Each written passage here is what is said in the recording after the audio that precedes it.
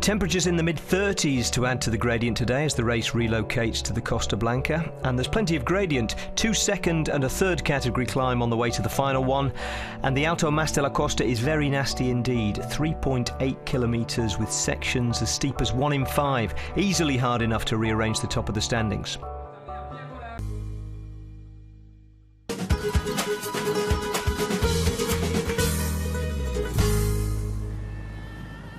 Hold on to your seats. This is where it really begins. Just over 6 kilometres of racing to go. And the old adage holds true today. We've got 2 races for the price of 1.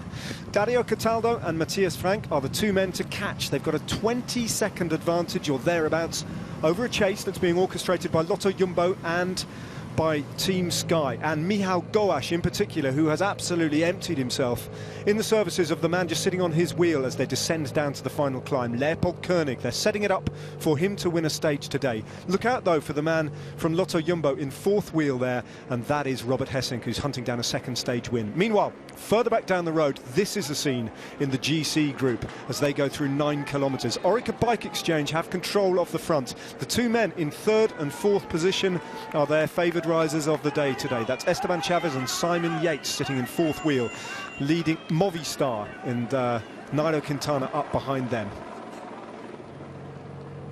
So that's the situation. Let's go back to the 2nd group on the road, and Gołasz has put down an enormous effort here to get across to these 2 with 5k to go, David.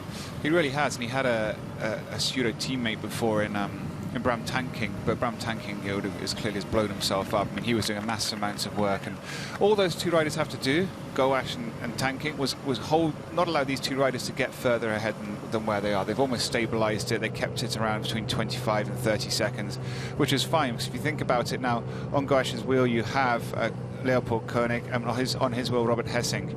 Now those 2 riders would be the favourite, you consider the best climbers in that group. So they've had a free ride now the last 10 kilometres, 15 kilometres, contrary to those 2 riders at the front, Matthias Frank and Dario Cataldo, who have done a massive effort. So you would expect them to pay for that when they hit their climb, whereas Robert Hessink and Leopold Koenig can really accelerate. Let's go back to the front of the race. 4k to go now, so in 200 metres the official climbing begins for Dario Cataldo and for Matthias Frank. And Frank has been threatening all Vuelta to pull off a stage win. He was off in a break on stage 6 and nearly soloed to victory, if you remember, that day finishing 7th. And then 2 days later he finished 5th on stage 9. This is the beginning of the climb though, 3.8 kilometres in length, an average gradient of 12.5%, so it is unreasonable. Right at the finishing line, someone has got their paintbrushes out, according to pictures that we've seen earlier on the day, and daubed on the tarmac, "Welcome to hell." And that is probably pretty apt. This is the chase group, and now they are climbing too. And it won't be long, I don't think, before Michał Gołasz will declare his job done, and he will unleash Leopold Koenig and the rest of them. Here's a Serrada from Movistar. Other riders interested, Robert Hessink, Pelle Bilbao from Caja Rural, who have 2 riders in that breakaway. Meanwhile, Damien Howson further back down the road, 5 minutes further back down the road, is just trying to set things up for Orica Bike Exchange's 2 GC leaders. That's the chase group. Axel Demont is the AG2R La Mondiale rider. Marcel Wyss is the IM Cycling rider. You can see Sylvain Dillier, the very talented young rider from Switzerland in the colours of BMC. He's there too. Lampe Merida have Christian Duracek. Don't rule him out today. Or the rider in the pink on the right-hand side of the road, just going around the outer curve of that little bend in the road as they kick up again. And that's at least, well, these leaders are on a section that's well over 10%. He's been resurfaced in sections there, so that'll help slightly. That's first attack from behind here. Well, that's Christian Sperali, who's not a climber, he's a sprinter. You would have expected Omar Freile to be the man to attack in those colours out of that pack, but he has dropped away from that breakaway some time ago. Sperali picked up King of the Mountains points on behalf of Omar Freile, and now really, if he's feeling strong, this is his only option, Sperali. Yeah, it is. It's just to have a little go, have a bit of fun, but that's going to be good for the riders like Robert Hessink and Leopold Koenig, because it gives them somebody to bridge across to if they do attack, something to aim for. So 3.1 kilometres to go for the leaders, and you'd have thought that'd be over in a flash, but it won't be. It's going to take them a long time to get up these slopes, even climbers as good as Matthias Frank and Dario Cataldo. Sperali's getting caught because that was his only move he had, the only card he had left to play. Going for a long one, it's not going to work for Christian Sperali. 3k of climbing remains for him. Pelle Bilbao, as we've identified, as the Caja Rural rider in 2nd place. And further up the road, still no big impact on Cataldo and Frank, who continue to hold an advantage over the rest, even though they've been working very, very hard since those two attacked. Meanwhile, it's a little bit of a changed situation in the peloton, and Movistar have control again. There's Luis Leon Sanchez bringing up Michele Scarponi. Rojas, as ever. Contador's isolated. He has no teammates left there with him, so it's a little bit surprising. As one, as I said, that one's trying to get up there to help him, but there's not much you can do. You can see how hard it is. They're about to come in to the climb. So the main peloton, all the favourites are heading towards the foot of the climb. They turn left-handed, and we're expecting a big showdown between Nairo Quintana, Chris Froome and Alberto Contador. To name but a few, what's going to happen over the next 3.8 kilometres of climbing in the main field.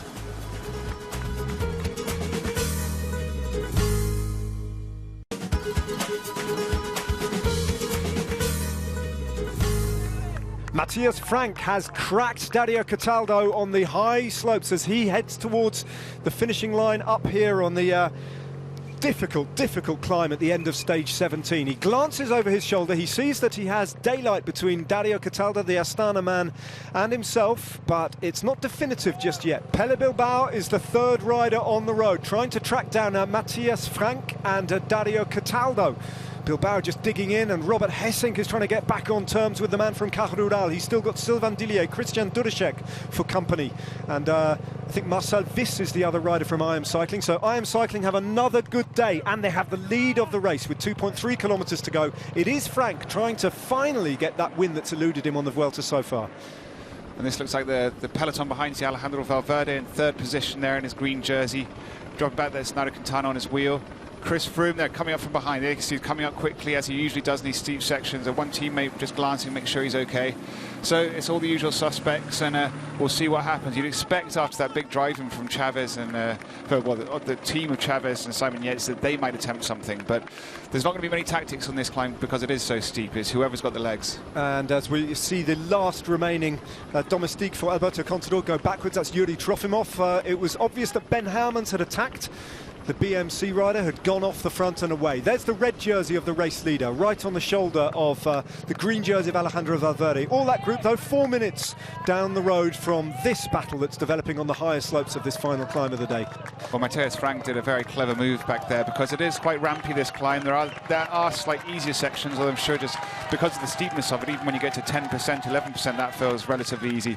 And it was at one of those sections where he did the big attack and got the gap, where it was actually out of vision. They had other pictures at the time, so we didn't see it, but we could see it was faster, and that's where he's got the gap. But Robert Hessink is really pushing on now. Leopold Koenig is sitting a very clever race. He's letting Robert Hessink do all the work at the front, all the panicking and pacing, and Leopold Koenig's just coming up slowly behind. Hessink pulling himself step by step, pedal stroke by pedal stroke, back into contention, and alongside fairly soon Dario Cataldo, who I think is going backwards. He's still got 20 seconds to make up on Matthias Frank if he wants to notch another stage win, Robert Hessink, but he's dragging a group of other contenders along with him on his wheel. That's the group of favourites. Froome, though, is towards the back of that group of about 15 or 20 riders. Which isn't surprising. That is the tactic we're accustomed to seeing from him on climbs like this, the very steep ones, but he does seem to be in control. We see him punch forward occasionally. Here's Dario Cataldo, so he's chasing Matthias Frank. That's Robert Hessink, seems to have dropped the rest of the breakaway behind. We'll just see him coming up that very steep section. There he is. There's Robert Hessink coming up now. It kicks up again. There's one more section that's over 20%, and I think Cataldo's found it. And you can see by the pace he's climbing at now, that is a brutally steep section of this climb, and that's the reason why these Spanish fans have gathered there to roar their encouragement onto Cataldo, who seems to come virtually to a standstill. Meanwhile, Matthias Frank is riding away from Cataldo. Having said that, the gap is only, what, 10 seconds or thereabouts, and you just caught a glimpse of the blue jersey of Astana, and it wouldn't surprise me in the distance, it wouldn't surprise me if he's joined fairly quickly by Robert Hessink. So the advantage is still slim, and there's still over 1.5 kilometres of climbing to go for Frank. There he is, there's Dario Cataldo, so it'll be interesting to see how far Robert Hessink, there's Robert Hessink coming out. So Robert Hessink is coming out quickly now, so there is only 9-10 seconds to Robert Hessink and Dario Cataldo. Those are the first three riders on the road. The rider at the top of the screen is Ben Hermans, just going out of shot. Mamikin is the second rider on the road there in that particular battle, and that is the group of favourites. You see that a spectator almost taking out Simon Yates. A little shake of the head from Simon Yates, rightfully so. Spice didn't get swung at. But here's so here you go. So Cataldo's not stopped yet. He's just holding that gap now with Robert Hessing. But Robert Hessing must have had to do a very big effort to close that and drop everybody else. But I can see some other riders. There, Leopold Konig's coming up, so he is pacing it perfectly. Cataldo's the second rider on the road, Hessing the third, and then Leopold Koenig is fourth on the road, as once again Cataldo hits a horrible steep section, and once again all the speed is scrubbed off, and he virtually starts to ride at walking pace. Well, the steepest section of the climb is yet to come, the 21% section, so you know, still all to play for. And if he blows up slightly beforehand, that's where Robert Hessing and Leopold Koenig will really come up, as they're just about to approach. Leopold Koenig's almost made it back onto Robert Hessing, and I think there's the Movistar riders just there as well, just behind. Oh, that's the Cajarura. It's Pele Bilbao, and yeah, I thought I caught a glimpse of the Movistar colours of Herrada as well, who's still there. Yes, indeed he is. So Cataldo still has a slender advantage over Hessing. Meanwhile, Hermans heads the group of GC favourites. Hermans, he's attacked in the company of Mamikin. Look around that corner in the back, and let's see who emerges and what emerges around the corner of favourites there. Still being the pace is being set by Ruben Fernandez, the first red jersey. Oh, look how slow he's going, that Movistar won on this edition of the Vuelta. And their most recent red jersey, Nairo Quintana, is on his wheel. And you can see how steep it is there, and the fact that Ruben Fernandez is starting to slow down, the fact it's all grouping up. They don't really seem to be under stress, so I wouldn't be surprised to see one of the big guys fire their guns finally. Michal Goash was the man who set things up for Leopold Koenig further up the road, and you can see how much time he's lost, because he is swept past by Ben Hermans now from BMC. So he's lost 4 minutes since he just pulled off the front on the lower slopes of this climb. Meanwhile, this is a group of three now. Leopold Koenig, well, four. Herrada, Koenig, Hessing and Cataldo leads the group of four chasing this man, Matthias Frank. And who would begrudge him a stage victory should it finally come off today? The man who's going to be joining Étoile Mondiale next year when his team folds. But look at that. I think this must be the 21% section that you've just been talking about, David. Yeah, once again, he just comes almost to a halt. And this is where Robert Hessing really has to make the effort in order to bridge that up, because he's running out of kilometres here. And there you go, that's I'm not sure who that is from Cannondale Drapac, I can't quite see it, but now you see, now it's just the leaders left, because as Ruben Fernandez drops back there, it's going to come down to all the team leaders to actually start racing each other. Robert Hessing is now driving forward again.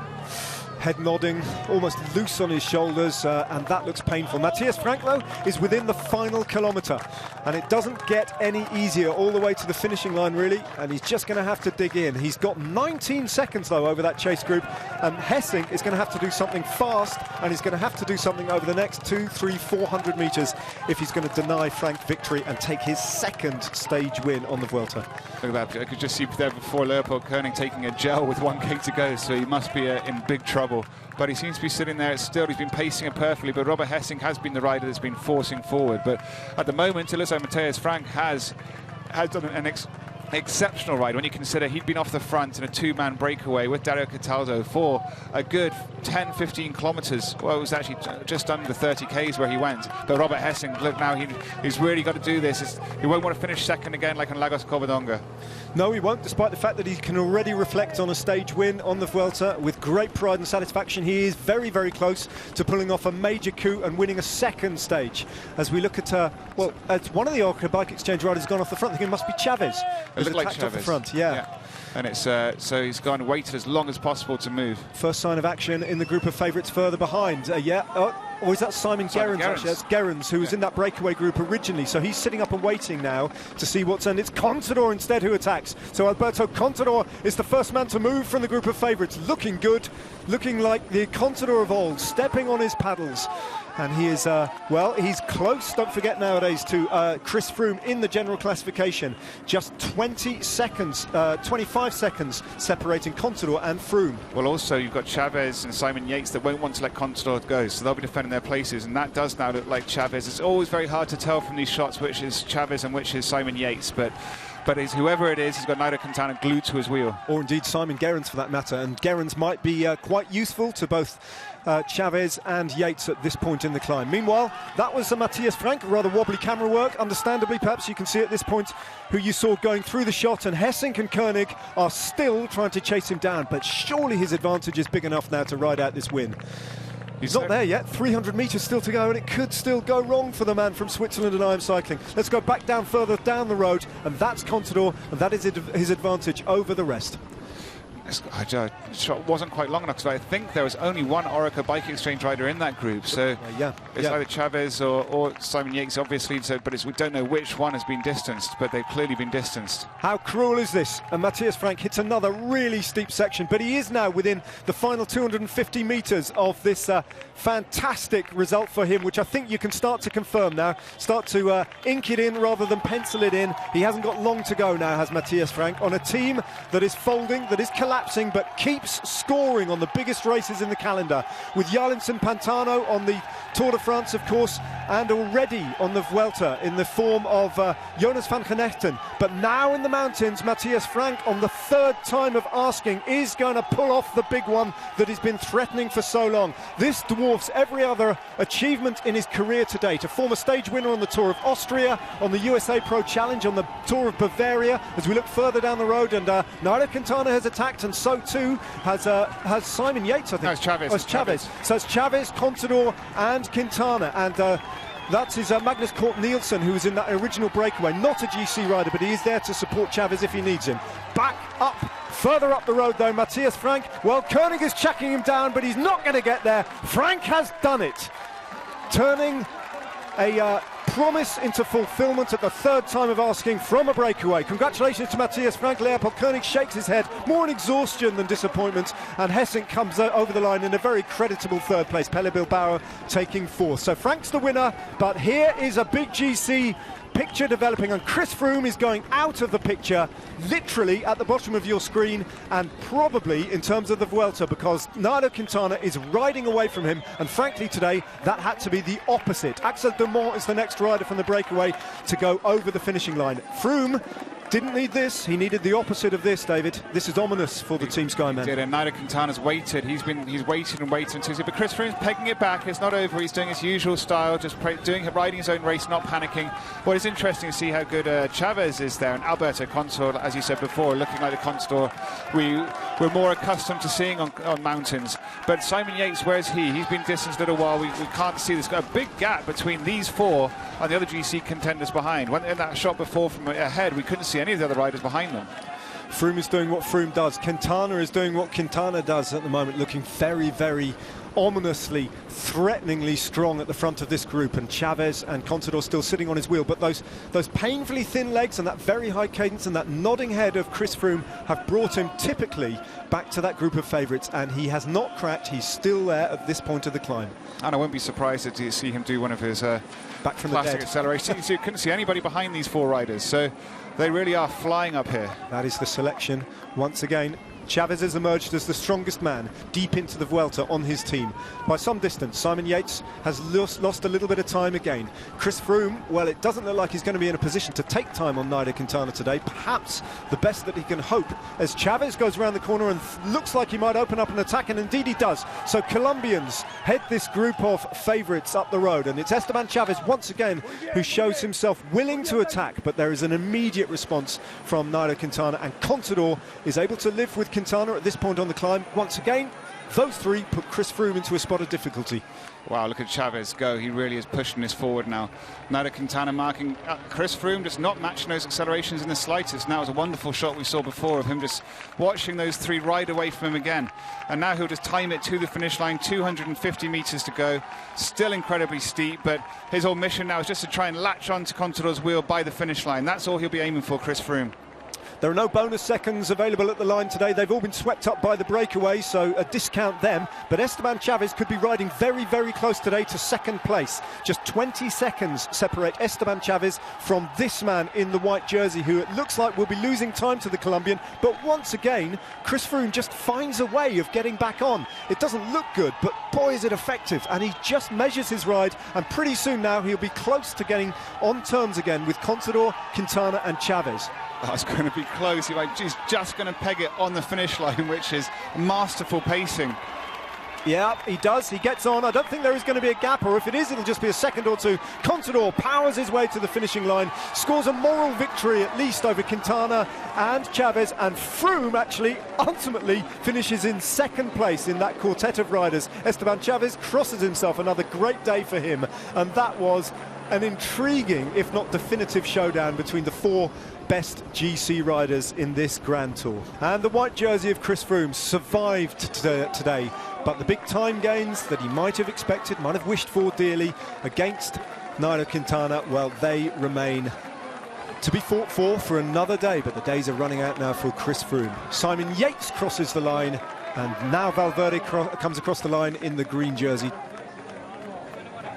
So the race broken into little bits and pieces, but the group of four, the best riders, marked each other all the way to the summit. Matthias Frank, though, today's big winner.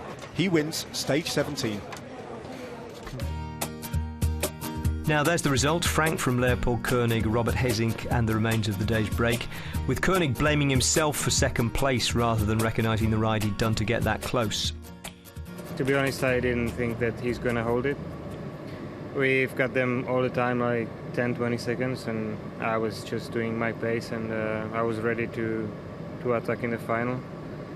But yeah, he did really strong ride in the end, and my mistake, my big mistake, yeah, cost me stage win in the Vuelta. Here's an indication of how hard the final climb was. No two riders from the winner down to Scott Thwaites in 23rd finished together in the same time. First across the line as a group were the gang of four: Contador, Froome, Quintana and Chavez. Simon Yates came in 56 seconds behind them, with Samuel Sanchez another minute back. It was a brutal final climb. We saw you going wide on a couple of the bends. I mean, how were the legs today? Yeah, legs felt all right. I think, for me personally, I am thinking about day after tomorrow, the time trial. But yeah, I mean, it was a pretty brutal climb up to the finish there. It's typical Vuelta a España kind of climb, really steep ramps up there. And for me, again, it was just about pacing and trying to ride within myself, but also keeping an eye on the main contenders. Simon, we saw you following Quintana, Contador in the last kilometre, and then all of a sudden we couldn't see you. What happened in that last kilometre? Yeah, it gets hard, these climbs, eh? And yeah, well, I wasn't having a great day. I think I'm feeling a bit from, well, especially my left leg here. It's not great, and my wrist is a bit sensitive. So obviously on a steep climb like that, you're really pulling on the bars. But again, I was okay. I wasn't super bad, I just wasn't super good. Now Matthias Frank has had a long wait for a win, not just in this race but in the last couple of seasons, although I'm not sure that justifies soaking his podium companions. Yeah, I'm super happy.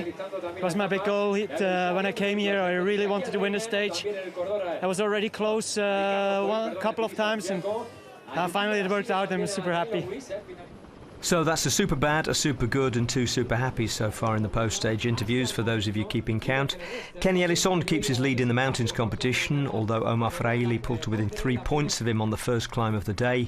None of the green jersey contenders picked up any points, so Alejandro Valverde still leads by 7 from Nairo Quintana, who was swapping notes on the stage with Alberto Contador as he warmed down, or possibly swapping recipes, who knows. We do know that they weren't discussing the radical changes at the top of the standings because there weren't any. The top 4 are exactly as they were this morning. Simon Yates is still 5th, but he's now 6 minutes 3 seconds down, while Andrew Talansky has moved ahead of Samuel Sanchez into 6th. So he's carried the red jersey through both rest days since he took it back from David de la Cruz on stage 10, and barring some kind of catastrophe, Nairo Quintana is going to take it into the time trial on Friday. Que había reconocido el puerto entrenando, pero es muy diferente, ¿verdad, en competición? Es muy diferente. Bueno, lo había visto hacía unos meses atrás. Era un puerto, o es un puerto muy duro. La verdad que tenía cierto nerviosismo porque son finales cortos y de mucha potencia. Pero bueno, estoy en buen nivel y al final llegué con el mismo tiempo de los rivales. ¿Tu sensación interna es, ya solo me faltan 4 días? Son buenas, la sensación es buena y hemos visto hoy el equipo que está en muy buen estado, se ha portado a la altura y esperamos terminar bien.